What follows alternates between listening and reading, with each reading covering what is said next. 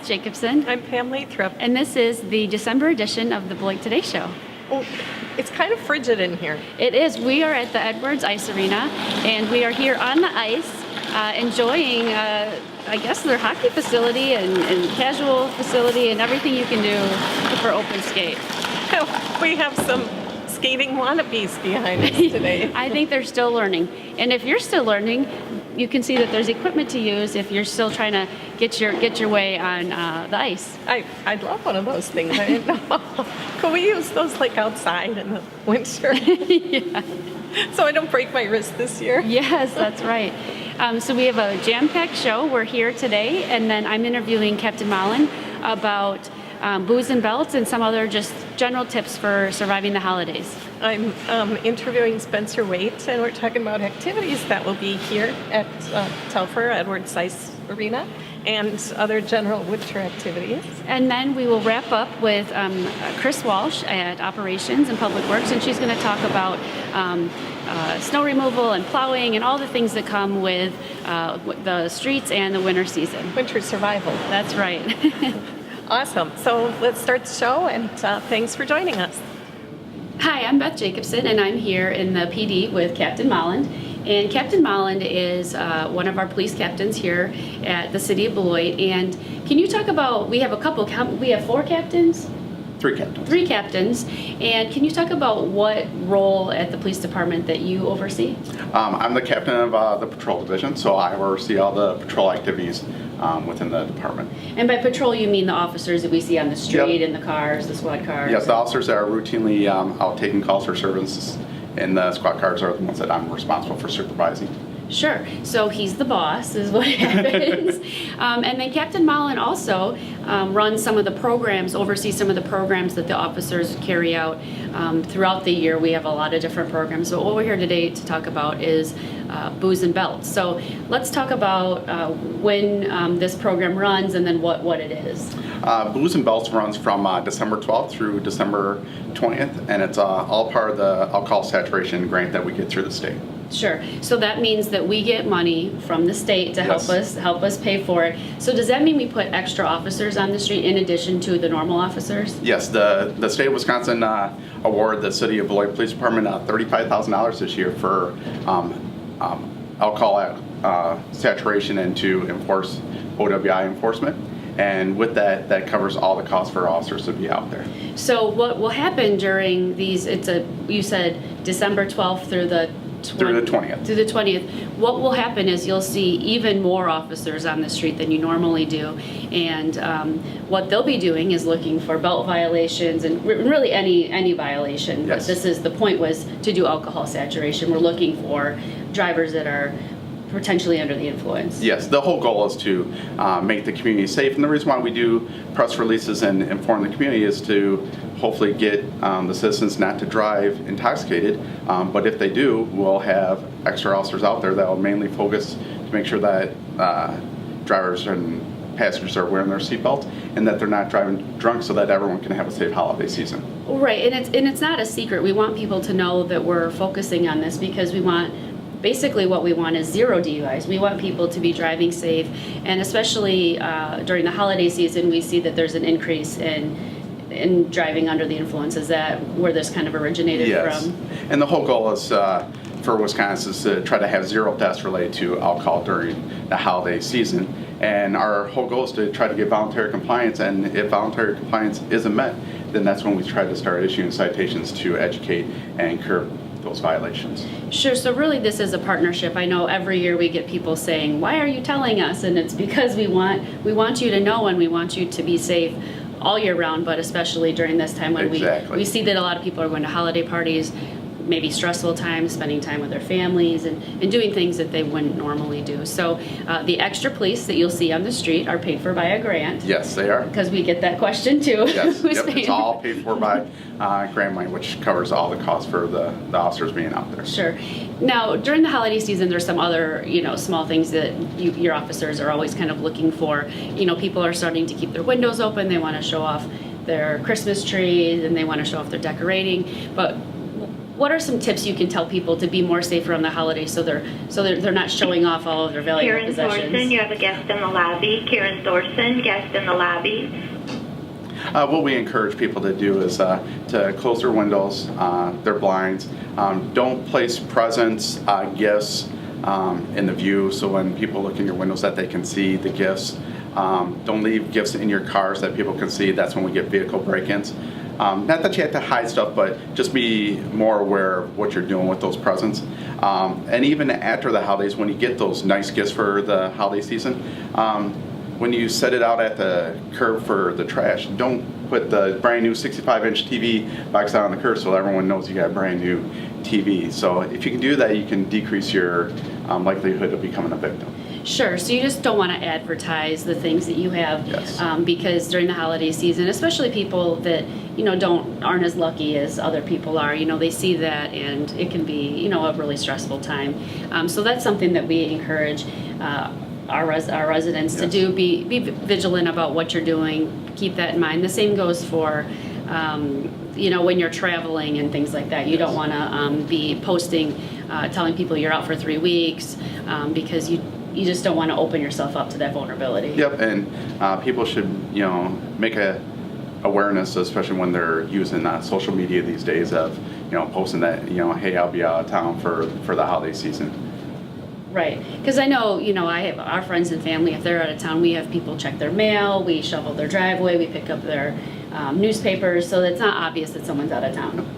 And is there anything else you think we should talk about? The last thing that I would encourage people is that we always have an increase of vehicle thefts around this time of the year, because people will, it's cold outside, we all Sure. don't like getting into a cold car, so we go out, we warm our car up, and then we go back into the house and we leave our car unlocked, and then we come out and our car's gone.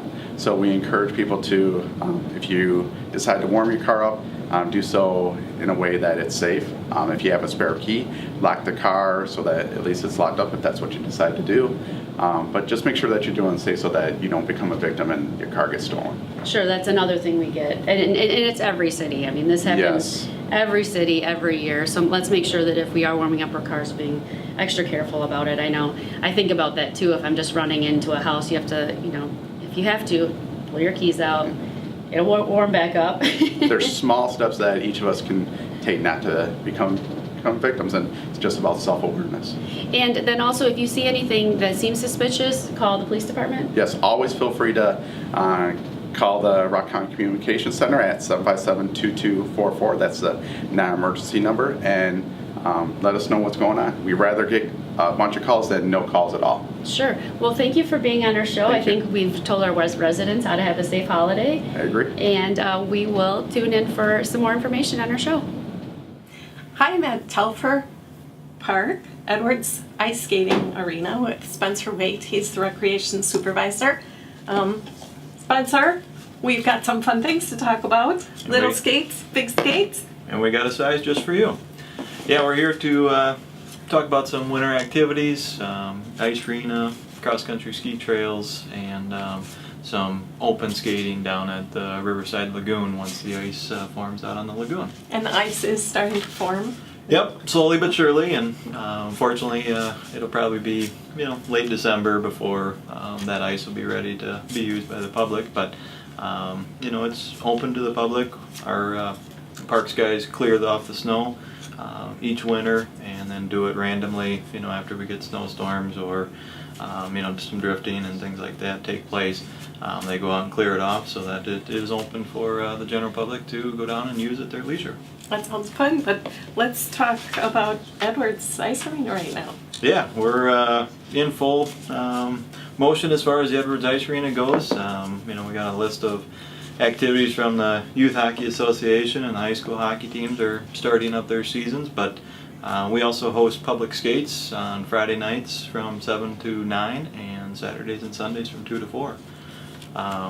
And, well, obviously people can rent skates here. Yeah. They don't have to bring their own skates. Correct, yep.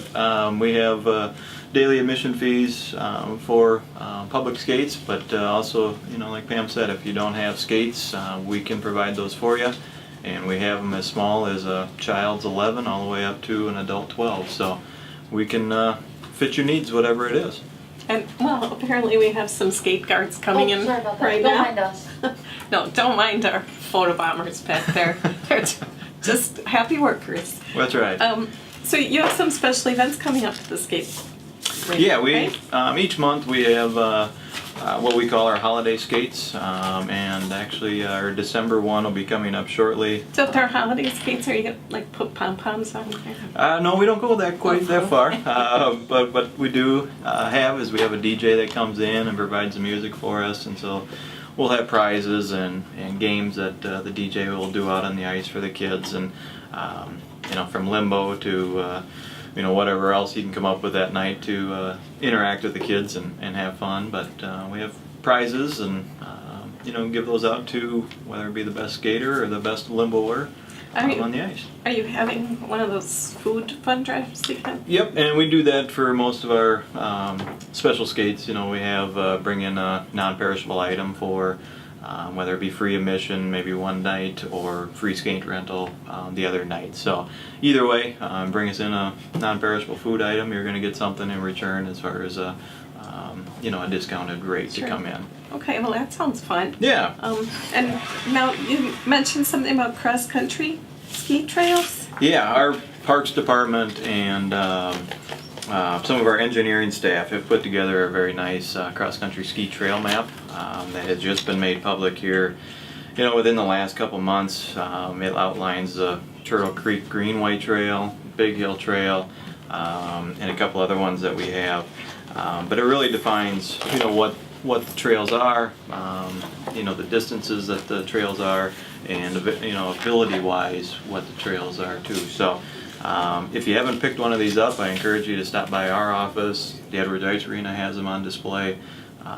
We'll be happy to give them out and kind of give you some directions if you're not familiar where these trails may be at the time. Well, I definitely want one of these. Can we get these at City Hall too, or? Yeah, very much so. Okay. We'll let our park supervisor know, and he'd be happy to drop some off for you. It's huge. Does it have rules? I mean, can I go on the ski trail with my snowshoes? You can. The only thing that they request is that you stay out of the groomed trails for the cross-country skis. Mm-hmm. I think the paths are 8 to 10 feet wide, and so then they have set aside for cross-country skiing maybe like that first 4 foot. After that, if you're out there walking your dog or snowshoeing, more than welcome to use the area. Just try to be nice and courteous to the cross-country skiers. After we groom it, it's just nice for them to be able to go out and have a clean, groomed area for them. How often do you groom? It depends, but basically, I would say for sure after every snowfall, we have a seasonal person that is just for that job. He rides around on a snowmobile with a groomer behind and does all of our trails for us. So, Nice. yep. And I think he started that position last year. Very seasonal, very part-time, just basically when needed. So it's worked out well for the cross-country skiers and as well as the city of Beloit. Good. And I know that there's tons of other stuff to do in the Yeah, wintertime. wintertime is upon us now, and we always look forward to the end of January. I don't want to get too far ahead, but Winterfest will be coming up with sleigh rides and volleyball tournaments and things like that. So a lot of the information isn't quite done yet, but it will be coming out in the very soon future. So Awesome. So you can go sledding in the meantime? yeah, Olympian Hill over on the golf course is when there's snow out there. Sure. We'll open up that fenced-in area, parking area, and you'll be more than happy to go out Ready there to go. and sled down the hill and walk back up the hill. So the fun never ends. Yes. They just roll into a new season and they keep on going. Make sure you look for this schedule and this ski trail guide, and put away your bikes and get out the winter toys. That's right. And if you have any questions, on anything, whether it be ski trails or the ice arena, you can always just call our office or go to the city's webpage and navigate around there and hopefully be able to find the information you're looking for. Awesome. And what's your phone number? It's 364-2890. Thank you, Spencer. Yep, thanks for having us. Hi, I'm here with Chris Walsh. She's the Director of Operations here at Public Works, and we're here today to talk about snow and ice removal because it's the December show. Now, Chris's division covers a lot of different activities at the city, but today we're just going to focus on snow and ice. Now, Chris, how long have you been with the city? About 24 years, Beth. So if you've been a resident of the city for any length of time, you already know that our Public Works department gets rave reviews for their snow and ice removal. And Chris is here to give us a little bit of tips for residents, and then we'll talk about what the city does. So residents, when they're buying salt, what are some things that they can look for if they're going to spread it on their sidewalk or on their steps or wherever ice might acquire? Right, so I think important that the resident takes a look at the bag of salt they're buying from whatever hardware store you're getting it from, and to realize typically in your bags you're going to have a variety of chlorides. So you could call them the chloride family, and sodium chloride is the most used one. That's rock salt. But also it will maybe have potassium, it might have urea, it might have some kind of sugar in it.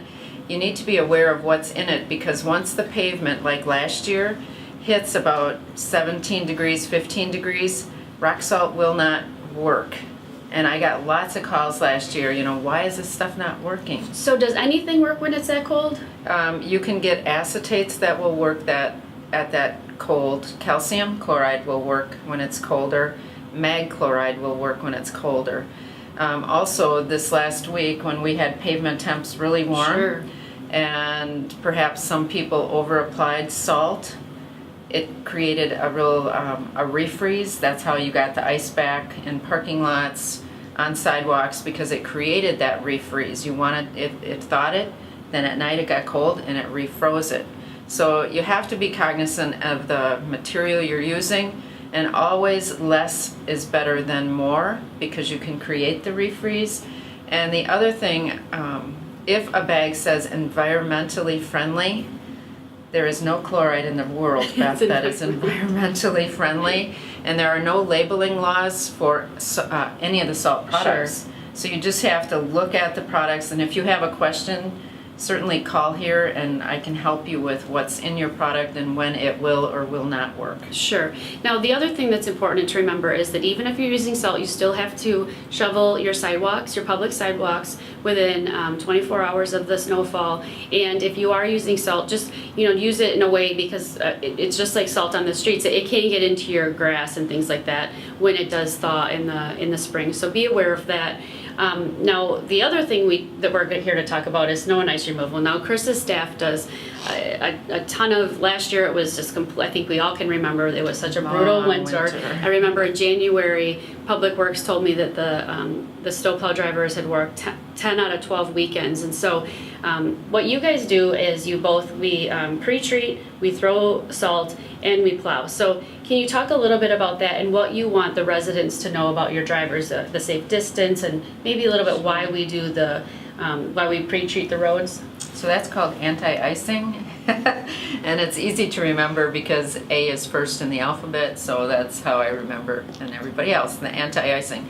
We do that to prevent the snow and ice from bonding to the pavement. Mm-hmm. And you'll see ours is brown in color most of the time. That's because we have an organic that makes the material want to stay and wait and work when we need it.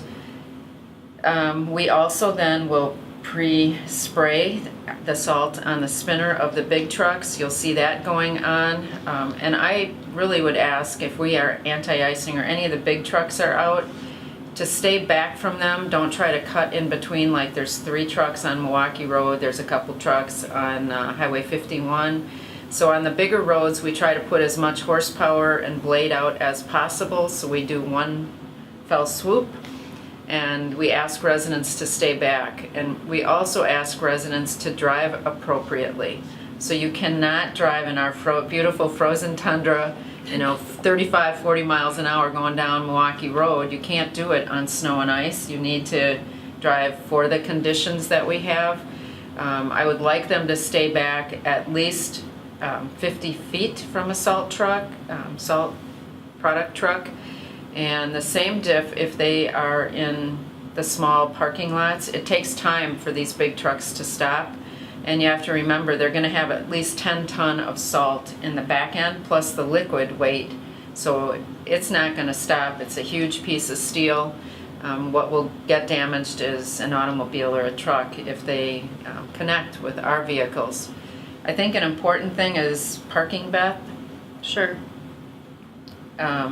So during a snow emergency, and Beloit tends to be the very first community in the area to call a snow emergency, we do that just to have residents get the cars off the street. We have designated parking. You can go on the website and find it, or you can come into our facility and get it. But we want the cars off the street again so we can get the streets cleaned and back to normal as quickly as possible, plus we Right. save money. Right, and so it's important when we have our plows out on the street, I'm sure we've all seen the cars that the plow has gone around, and so it's twofold. It's one, it's not getting all the snow out of the street, and then two, you can be plowed in. So when we have a snow emergency, the most important thing to do is to have your vehicles put in a driveway. If you don't have sufficient space, we have a list of parking lots that are approved parking for during the snow emergency, and they're available on our website. And also Chris's staff is very helpful with letting people know where that is. But we really want to keep the streets as clean as we can. So keep an eye out for snow emergencies, and also be really safe with our drivers. We don't want any accidents. We don't want our employees to be injured or you. And like she said, these are very big vehicles, and so a small accident could become a big accident. Right, that's right. And Chris, thank you for all the work you do. Happy winter. In the winter, we get a lot of emails from Public Works, and I know that the employees out here work really hard. And so we always love to appreciate our police and fire department, but Public Works is really doing a lot of hard work in the winter too. So thank you for being on our show. We really You're appreciate welcome. it. Thanks, Beth. Hi, I'm Linda from Visit Beloit, and we want to wish you a happy holiday season. Along with the snow this year, music seems to be in the air. Enjoy an evening of holiday music with the UW Rock County Band. They present their holiday band concert on campus December 10th at 7:30. Miracle on 4th Street will take place at the Beloit Memorial High School December 12th and 13th at 7:30 p.m. This unique concert will be performed by their top choir ensembles, chamber orchestra, and jazz band with scenes of holiday times from the theater department. The jolly old man himself will also stop by for a visit. The Rock River Philharmonic's annual holiday performance will take place at the Eclipse Center December 14th at 3 p.m. Be sure to get your tickets early, as they will sell out quickly. Mark your calendars for the 10th annual Beloit International Film Festival, better known as BIFF to locals. It will take place February 20th to March 1st. You will be inspired again this year by quality films and the involvement of the filmmakers. BIFF year-round will get you warmed up for the festival with a film each Wednesday night at Hendricks Center for the Arts at 6:30. Eastside Sushi will show on December 10th. Visit BeloitFilmFest.org for a list of upcoming features. When you attend, be sure to vote on your favorites for the upcoming Beloit International Film Festival 2015. Don't forget to visit our calendar of events at visitbeloit.com, and you'll find out all kinds of other great activities taking place. From all of us at Visit Beloit, we wish you a warm, happy holiday season, a Merry Christmas, and a Happy New Year. That wraps up the December issue of the Beloit Today show. It's our last show of the year. It's exciting. Can't believe that we're saying that already. Yeah. But we hope that you learned some news you can use. Got a good update on booze and belts, so make sure you buckle in and drive safe this holiday season. The whole season, I mean, not just during the holidays. Right. And we have lots of winter activities for entertainment. And if you have children that are off school, tell them that there's plenty of things to do while they're not in school. There's always a lot to do. Kids should never be bored, neither should adults. And of course, thanks to Chris Walsh again for informing us on all the things we need to know about snow and ice and removal. Right, and always be careful when you're driving in the snow. Be careful for yourself and your family, but also for our drivers. They work long hours, and they're really there to make the streets safer for you. So take your time, drive slow, and be safe. Absolutely, and have a great holiday season. Thanks again to our Cable Access Television staff and for helping us put on the show. And we'll see you next year.